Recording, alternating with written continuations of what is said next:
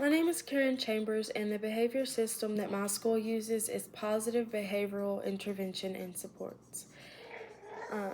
So our expectations are silent cell phones, rule of 2 feet, keeping it close to students that are at risk, and then asking questions. So some things that we can do as teachers to make sure, most of our students fall in that tier 1, tier 2 intervention is structure the environment for success, teach expectations, observe, monitor, and supervise, interact positively, build relationships, and provide positive feedback, and correct fluently, calmly, consistently, immediately, and respectfully. So, intervention A, which is tier 1, is a planned discussion. So, if you have someone that is cheating, not following classroom rules, deliberately interrupting class, and it may not be deliberate, dress code violations, they're not really following rules, you want to have a planned discussion. Remind them of the rules. These behavior problems, you're just thinking, these behavior problems result from lack of information. This is the easiest, quickest intervention, a respectful and potentially empowering way to address problem behavior. Pull them aside, let them know you want to meet with them, talk about the rules and expectations, remind them, give them feedback, and just make sure that the reason they're not misbehaving is because they don't know, because you've been very clear about the behavior expectations and you've educated them on what's expected.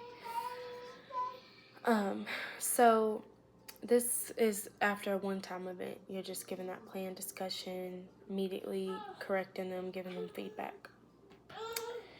And that will address a lot of students, 80 to 100% of students will respond to this.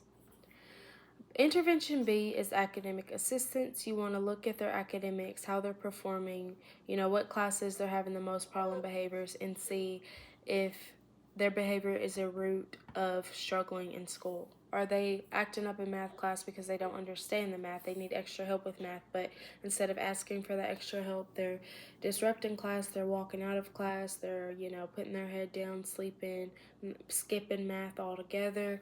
You just want to make sure that their behavior and academic success are interwoven. You want to make sure they're doing good behaviorally, and that pours over to their academics. And if they're not doing good behaviorally, you want to make sure that it's not a result of them struggling with academics. So you want to maybe start helping them, giving them adapted work, pulling them for a small group, try to get them engaged, see if they're retaining information. Are they able to do their assignments independently? Are they able to stay on task? What's really going on? What's preventing them from being on track with their academics and behavior? And that's intervention 2 or tier 2. And then the most intensive intervention is goal setting. That's when you have people from the community like counselors, maybe psychiatrists, psychologists, BCBAs, depending on what their need is. You have clinicians and people in the communities that can mentor the student and allow them to set goals and be successful and grow and keep them on track. You're checking in with them, you're doing everything that needs to be done to make sure they're able to grow and reach those goals. And these are for students who are just, constantly disrupting class. Maybe they're never there. They're attacking other students. Maybe they're attacking themselves. They have environmental things going on that's putting them extremely at risk.